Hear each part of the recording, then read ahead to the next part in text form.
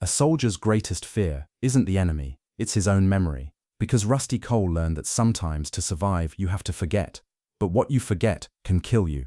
Rusty Cole is 34 years old, former JSOC sniper. He's been in every hell from Operation Enduring Freedom to the streets of Mosul, Afghanistan, Iraq, Anbar Province, Raqqa, places that don't make the news, operations that don't make the files. In 2017, he went somewhere that had no name, just a code, Black Cross. 8 operators went in, 1 operator came out, Rusty Cole, but when he came out, he was different. He was missing 18 minutes, a hole in his memory. From the middle of the tunnel onward, darkness, just darkness, and a voice. Don't leave me. Whose voice was it? Where had he heard it? In Black Cross? Or was it Anbar? 2015, Anbar Province. His friend Marcus Hale fell from a rooftop during a firefight. Rusty couldn't hold on. Marcus's last words, the same sentence, don't leave me. Black Cross was a tunnel system beneath Mosul, a place civilians would never see on any map. The CIA's official statement. The operation never happened, but the scars on Rusty's body,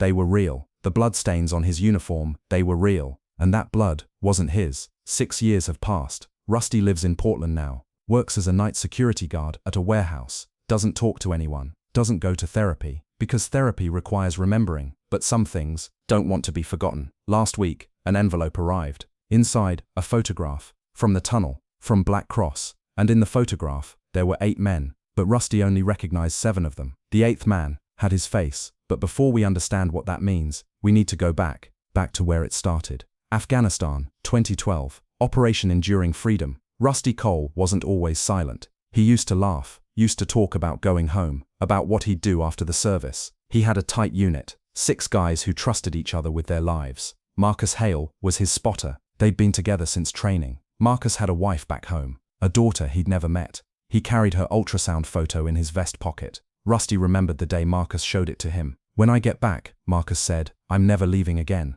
Rusty believed him. In the Hindu Kush Mountains, they ran overwatch for convoys moving through Taliban territory. It was routine work, boring, mostly, until it wasn't. August 2013, a convoy got hit, IED followed by small arms fire. Rusty and Marcus were on a ridge 800 meters out. They started taking targets. Rusty dropped 4 insurgents in 6 minutes. Marcus called the shots, adjusted for wind, kept him steady. They saved the convoy, but when they extracted, something felt wrong. Rusty noticed it first. Marcus was quiet on the hollow back, didn't celebrate, didn't joke, just stared at his hands. You good? Rusty asked. Marcus looked at him. His eyes were empty. I don't know what we just did, Marcus said. We saved them, Rusty said. Did we? Marcus asked. Rusty didn't understand the question then. He does now. That's when Rusty started noticing the pattern. Every mission, Marcus got quieter, more distant, like he was losing pieces of himself with every shot Rusty took. You're not pulling the trigger, Rusty told him once. I'm telling you where to aim it, Marcus said. Same thing. It wasn't the same thing, but Rusty didn't argue, because arguing meant thinking, and thinking meant questioning, and in a war zone, questions get you killed. But there was one mission in Afghanistan that changed everything. October 2013, they were tracking a high-value target, Taliban commander, responsible for multiple attacks on coalition forces. Intel said he was hiding in a compound near Kandahar. Rusty and Marcus were positioned on a hillside, 600 meters out, perfect sightline. They'd been there for 6 hours, waiting, watching. Then the target appeared, walking across the courtyard. No guards, no security, just him. Positive ID, Marcus confirmed. Wind is calm, no adjustments needed. Rusty centered the crosshairs on the target's chest, finger on the trigger. But then the man stopped, looked up at the sky, and smiled. It was a genuine smile, the kind of smile you see on someone who's at peace, who's happy. And for a split second, Rusty hesitated, because that smile didn't belong to a terrorist. It belonged to a human being. Take the shot, Marcus said. Rusty fired. The man dropped. Mission complete. They extracted without incident. But that night, Rusty couldn't sleep. He kept seeing that smile, kept wondering what the man was thinking about in his last moment. Maybe his family, maybe his children, maybe he was remembering something beautiful, and Rusty had erased it all. With 1 bullet. You ever think about them? Rusty asked Marcus the next morning. Who? Marcus said. The people we kill, Rusty said. Marcus didn't answer right away. He just stared at his coffee. Every single one, Marcus finally said. Every face, every shot, every time I close my eyes. That's when Rusty realized Marcus wasn't distant because he didn't care. He was distant because he cared too much. Because every target had a name, a story, a life, and they were ending it. Over and over, mission after mission. How do you deal with it? Rusty asked. I don't, Marcus said. I just keep moving. Because if I stop, if I let myself think about it, I'll never pull another trigger, and then someone on our side dies. So I choose our side. Every time. Rusty understood. But understanding didn't make it easier. 2 months later, December 2013, they got new intel. A Taliban cell was planning an attack on a forward operating base. 20 American soldiers stationed there. The cell was meeting in a village. 3 targets. High priority. Rusty and Marcus set up on a ridge overlooking the village. It was dawn. The sun was just coming up. Targets in sight, Marcus said. Building on the left. 2nd floor. Rusty saw them through his scope. 3 men, sitting around a table. Maps spread out. Weapons visible. Clear hostiles. But there was something else. A woman, in the corner of the room, holding a baby. Civilian in the room, Rusty said. Affirmative, Marcus said. Wait for clean shot. They waited. 20 minutes. 30 minutes. The woman didn't leave. And then one of the targets stood up. Walked to the window. Perfect shot. Target 1 is clear, Marcus said. Rusty fired. The man fell. The other 2 targets scrambled, grabbed their weapons, but they didn't know where the shot came from. Target 2 moving to the door, Marcus said. Rusty tracked him, fired, dropped him before he reached the exit. 1 target left, but the woman was screaming now, holding the baby, running toward the last target. Civilian is moving, Marcus said. No clean shot. I see it, Rusty said. The last target grabbed the woman, used her as a shield, started moving toward the stairs. He's escaping, Marcus said. I don't have the shot, Rusty said. You have to take it, Marcus said. The woman, Rusty started, was already dead if he gets away, Marcus said. He'll kill her, he'll kill the baby, and then he'll kill 20 Americans. Take the shot. Rusty's heart was pounding, his hands were sweating, the target was moving, using the woman as cover, but for a split second, there was a gap, a few inches, between the woman's shoulder and the target's head. Now, Marcus said. Rusty fired. The bullet passed through the gap, hit the target in the temple. He dropped. The woman fell to her knees, clutching the baby. Alive. Both of them. Alive. Rusty exhaled. They extracted. Mission success. 3 targets eliminated. 0 civilian casualties. But when they got back to base, Marcus didn't speak for 2 days. He just sat in his bunk, staring at the wall. Talk to me, Rusty said. I almost made you kill her, Marcus said. But I didn't, Rusty said. But you could have, Marcus said. And it would have been my fault, my call, my voice in your ear telling you to pull the trigger. That's the job, Rusty said. That's the problem, Marcus said. And Rusty realized something. Marcus wasn't breaking because of what they'd done. He was breaking because of what they almost did. Because every mission was a coin flip. Heads, they save lives. Tails, they end the wrong ones. And eventually, the coin was going to land on tails. It was just a matter of time. Afghanistan ended for them in early 2014. They rotated back to the States for 3 months. Rusty went home to Georgia. Marcus went to North Carolina to meet his daughter for the first time. Rusty called him once during leave. How's fatherhood? Rusty asked. Terrifying, Marcus said. She's so small, so fragile. I keep thinking, what if I drop her? What if I hurt her? You won't, Rusty said. How do you know? Marcus asked. Because you're the most careful person I know, Rusty said. In Afghanistan, maybe, Marcus said. But here, I don't know how to be careful here. I don't know how to be normal. Rusty didn't know what to say, because he felt the same way. Home didn't feel like home anymore. It felt like a place he was visiting, a place he didn't belong. So when their leave ended, Rusty was almost relieved, because going back to war was easier than pretending to be okay. 2 years later, they shipped out to Iraq. Operation Inherent Resolve, Anbar Province, urban combat against ISIS. This wasn't mountain work anymore. This was room to room, building to building, the kind of fighting where you see faces, where you hear voices, where the enemy is close enough to smell. March 2015, Ramadi. Their unit was clearing a neighborhood, 3-story buildings, tight alleys, civilians mixed with combatants, chaos. Rusty and Marcus were on a rooftop, providing overwatch for a ground team. That's when they heard it. A woman screaming. Marcus spotted her first. 2nd floor window, 60 meters out. She was holding a child. And behind her, 2 armed men. Contact, Marcus called. 2nd floor, northwest window. Rusty saw them. The men were moving toward the woman. One had an AK, the other had a knife. Take the shot, Marcus said. Rusty lined up the sight, but the woman moved. She stepped in front of one of the men. Rusty hesitated. Clear shot on the 2nd target, Marcus said. 1st target blocked. I see it, Rusty said. Take the shot. Rusty's finger was on the trigger, but something stopped him. The 2nd man wasn't holding the knife anymore. He was reaching for the woman, not to hurt her, to pull her back, away from the window. Wait, Rusty said. Negative, wait, Marcus said. Ground team is moving. Take the shot. Something's wrong, Rusty said, and then the woman jumped out the window, holding the child. She hit the street below, didn't move. The two men appeared in the window. They weren't armed anymore. They were screaming, crying. One of them looked right at Rusty, right at his scope, and Rusty understood. They weren't enemy combatants. They were her family, trying to stop her. The woman had been wearing a suicide vest, and she'd jumped to save them. Rusty lowered his rifle. Marcus didn't say anything for a long time. When he finally spoke, his voice was flat. "We almost killed the wrong people." "Yeah," Rusty said. "We almost did." That night, Marcus didn't sleep. Neither did Rusty. They sat on the roof of their outpost, watching the city burn in the distance. "How many times?" Marcus said. "Do you think we got it wrong?" "We didn't," Rusty said. "How do you know?" Marcus asked. Rusty didn't have an answer. Because the truth was, he didn't know. None of them did. They made calls based on intel,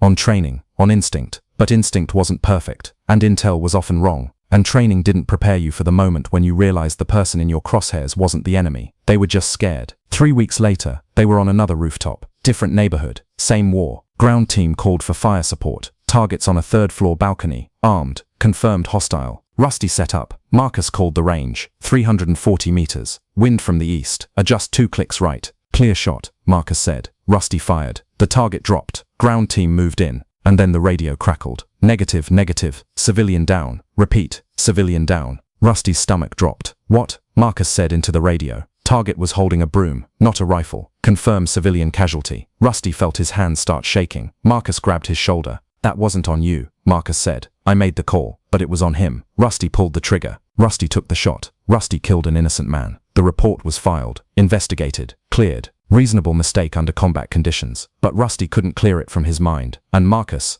started breaking. He stopped sleeping, stopped eating, started talking to himself. Rusty would find him on the roof at night, staring at the city, whispering the same thing over and over. "I'm sorry, I'm sorry, I'm sorry." "Marcus," Rusty would say, "you need to talk to someone." "I'm talking to them," Marcus would say. "Who?" "The ones we got wrong." Rusty tried to get him help. Talk to their CO. But Marcus refused psych eval. Said he was fine. Said he was fine. Said he just needed to finish the deployment. But Rusty knew better. Marcus was drowning, and Rusty didn't know how to save him. April 2015. Final mission in Ramadi. High-value target. 5th floor apartment. Sniper team on an adjacent rooftop. Rusty and Marcus. One last job before they rotated home. Except it wasn't a rooftop. It was an old water tower. Unstable. Rusted. But it had the angle they needed. They climbed up. Set up the rifle. Waited. Marcus was shaking. "You good?" Rusty asked. "No," Marcus said. "But I never was." The target appeared. Rusty lined up the shot. But before he could fire, the tower shifted. Metal groaned. Bolts snapped. Marcus grabbed the railing. It came loose in his hands. He fell. Rusty lunged. Caught his wrist. Held on. Marcus was dangling 40 feet above concrete. His eyes met Rusty's, and he said it. "Don't leave me." Rusty's grip was slipping. The rifle was sliding off the platform. If he didn't let go of Marcus, they'd both fall. "Hold on," Rusty said. "You can't hold us both." Marcus said. "Shut up." Rusty said. "Let go." Marcus said. "No." "Rusty," Marcus said. "I'm already gone." And then Marcus smiled. Not a happy smile. A relieved one. And he let go. Rusty tried to hold on, but Marcus pulled his hand free and fell. Rusty watched him hit the ground. Watched the blood pool around his head. Watched the medics run over. Watched them shake their heads. Marcus Hale died in Ramadi. The official report said equipment failure. Rusty's report said he tried to save him. But late at night, when Rusty closed his eyes, he heard Marcus's voice.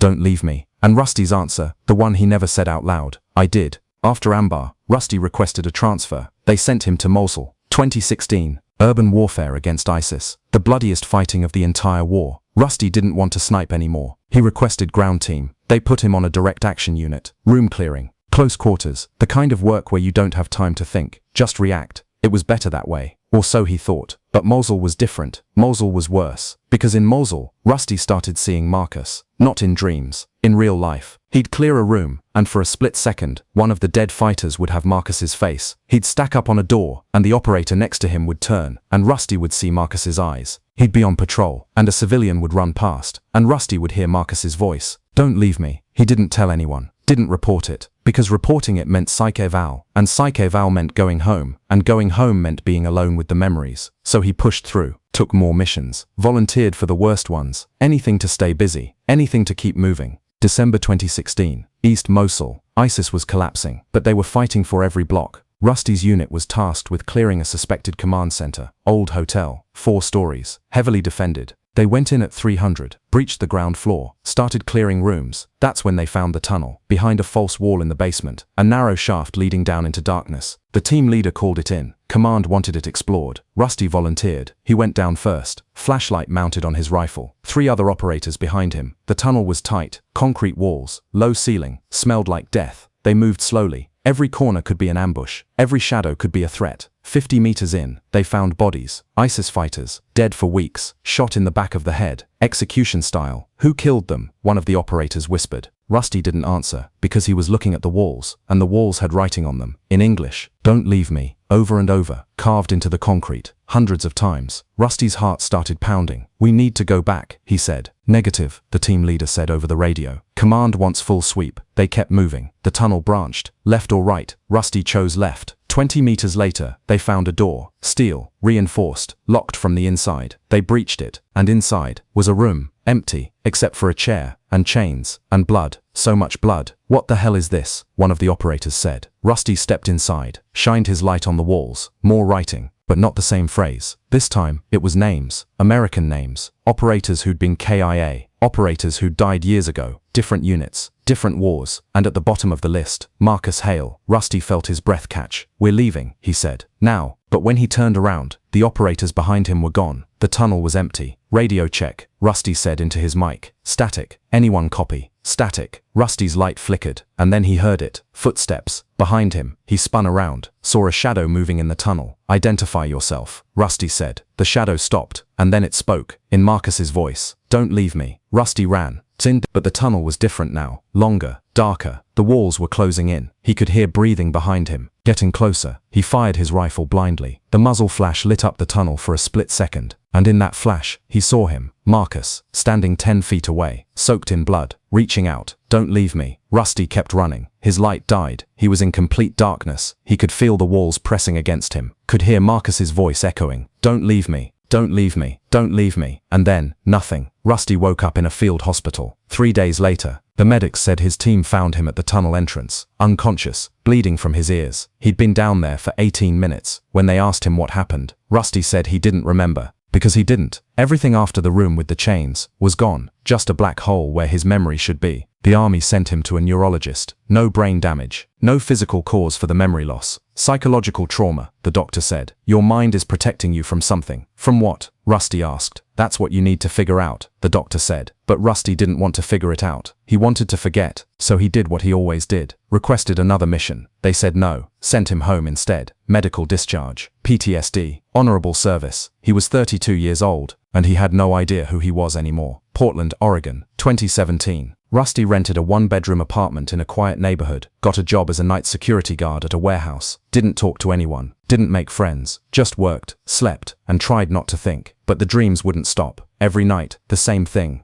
The tunnel, the darkness, Marcus's voice. Don't leave me. He tried therapy, lasted 2 sessions. The therapist wanted him to talk about his feelings, but Rusty didn't have feelings anymore, just fear and guilt, and the growing suspicion that something was wrong, not with his mind, with his memory, because sometimes, late at night, he'd remember things that didn't make sense, flashes, fragments, a face he didn't recognize, a voice that wasn't Marcus's, the smell of gasoline, the sound of a woman crying, and always, the same question. Who else was in the tunnel? The first year in Portland was the hardest. Rusty barely left his apartment, except for work. He'd walk the warehouse at night, checking locks, watching cameras. The silence was suffocating, but it was better than conversation, because conversation required pretending. Pretending he was okay, pretending he was normal, pretending he didn't see Marcus in every shadow. He started drinking. Not a lot, just enough to sleep, just enough to quiet the voice in his head. But alcohol didn't work the way it used to. It didn't numb him, it just made the memories sharper, more vivid. He'd close his eyes and be back in Ramadi, on that water tower,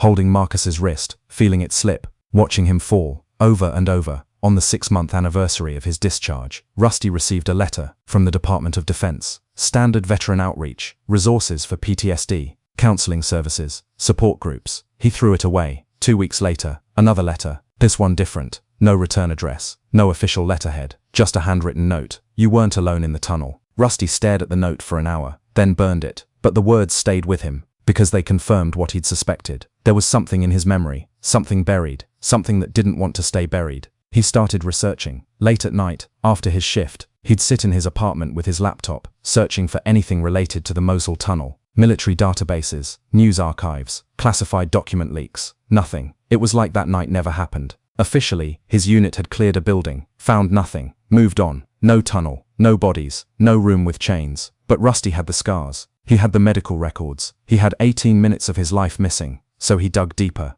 Found a dark web forum. Veterans sharing stories that couldn't be shared anywhere else. Black ops, classified missions, things that officially never happened. He posted a simple question. Anyone heard of Black Cross? The response came 3 hours later. One word. Run. Rusty stared at the screen. Typed back. Why? No response. He waited. 1 hour. 2 hours. Then his laptop shut down. By itself. When he rebooted, the forum was gone. The thread was gone. His post was gone. Like it had never existed. And that's when Rusty knew. Whatever Black Cross was, someone was watching for it. Someone was making sure no one talked about it. Which meant it was real. And it was dangerous. 6 years passed. Rusty didn't get better. He just got quieter. He stopped researching. Stopped asking questions. Went to work. Came home. Repeated. But he kept that burned note in his mind. You weren't alone in the tunnel. And every night, before he fell asleep, he'd ask the darkness, who was with me? The darkness never answered. Until last week, when the envelope arrived. No return address. No postage. Just his name, written in block letters. Rusty Cole. Inside was a photograph. Black and white. Grainy. Taken in a tunnel. And in the photograph were 8 men. Military gear. Faces partially obscured. But Rusty recognized 7 of them. They were the operators from that night in Mosul. The ones who'd gone into the tunnel with him. But the 8th man, Rusty stared at the photo for an hour. Because the 8th man was standing in the center, looking directly at the camera. And he had Rusty's face. Not similar. Identical. Same scar above the left eyebrow. Same stubble. Same tired eyes. Rusty checked the back of the photograph. One word. Handwritten. Black Cross. Rusty's hands started shaking. Because Black Cross wasn't Mosul. Black Cross wasn't 2016. Black Cross was something else. Something classified. Something that, according to every database he could access, never happened. He spent the next 3 days digging. Dark web. Military forums. FOIA requests. Nothing. Black Cross didn't exist. Except it did. Because Rusty found one reference. A single leaked CIA document from 2017. Heavily redacted. But it mentioned an operation. Target. Unknown. Location. Unknown. Operatives. 8. Casualties. 7. Survivor. Unknown. Date. March 2017. 3 months after Rusty got home. Rusty's stomach dropped. Because March 2017, he was in Portland. Working security. Living alone. He checked his records. Bank statements. Work logs. He was here. All month. He never left. Except, there's a gap. March 14th to March 15th. 22 hours. No credit card transactions. No phone records. Nothing. And when he tries to remember that day, he can't. It's the same darkness. The same black hole. Just like the tunnel. Rusty pulled out the photograph again. Looked at the 8th man. At his own face. And realized something that made his blood run cold. The other 7 men in the photo were dead. He'd checked. All of them. KIA. Different dates. Different locations. But all within 6 months of Mosul. 7 operators. All dead. And the 8th was him. Rusty started making calls. Old contacts from his JSOC days. People who'd know. People who'd remember. First call. Lieutenant Davies. His old CO from Afghanistan. The phone rang. And rang. No answer. Voicemail. This number is no longer in service. Second call. Sergeant Chen. Ground team leader from Mosul. Same result. Number not in service. Third call. Captain Morrison. CIA liaison. Someone who'd definitely know about Black Cross. The phone rang once. Then a voice answered. Stop calling. I need information. Rusty said. You need to forget. The voice said. Who are you? Rusty asked. Someone who's trying to keep you alive. The voice said. What is Black Cross? Rusty asked. Silence. Then a mistake. One that cost 7 lives. Don't make it 8. The line went dead. Rusty sat in his apartment. The photograph on the table. The burned note in his memory. The voice on the phone. All of it pointing to one conclusion. Black Cross was real. He was there. And whatever happened, he chose to forget. But why? What could be so terrible that his own mind would erase it? What did he do in those 18 minutes that 7 men died for? Tonight, Rusty is sitting in his apartment. The photograph on the table in front of him. He hasn't slept in 3 days. Hasn't eaten. Because he's starting to understand. The memory loss wasn't random. It wasn't trauma. It was intentional. Someone made him forget. Not just the tunnel in Mosul. Black Cross. Whatever happened in March 2017. They made him forget. And the person who did it might have been him. Because what if the only way to survive was to forget you survived? Rusty picks up the phone, dials the number that called him, the one that told him to stop. It rings. Someone answers. Doesn't speak. Just breathing. I know it was real, Rusty says. I know I was there. I know 7 men died. Tell me why. The breathing continues. Then a voice. Different from before. Older. Tired. Because you were the target, the voice says. What? Rusty says. Black Cross wasn't a mission, the voice says. It was an execution. 7 operators went in to kill you. You killed them instead. And then you made yourself forget. The line goes dead. Rusty drops the phone. His hands are shaking. His vision is blurring. Because it makes sense. The tunnel. The darkness. The missing memory. He didn't lose those 18 minutes. He erased them. Because in those 18 minutes, he became something he couldn't live with. A killer. Not of the enemy, but of his own. He looks at the photograph again. At the 8th man with his face. And he understands now. That's not him in the photo. That's who he was. Before Black Cross. Before he forgot. Before he erased the man who could kill 7 operators and walk away. The phone buzzes. A text. From an unknown number. They're coming for you. Again. You have 48 hours to remember. Or die trying. Rusty stands up. Grabs his jacket. His keys. He's not running this time. He's going back. Back to Mosul. Back to the tunnel. Back to Black Cross. Because if he's going to die, he needs to know why. He needs to remember who he was. What he did. And why 7 men wanted him dead. The apartment door opens. Rusty steps into the hallway. And freezes. Because standing at the end of the hall is a man, wearing tactical gear, holding a rifle. The man raises the rifle, points it at Rusty, and speaks, in Marcus's voice. Hello Rusty, we need to talk about what you did.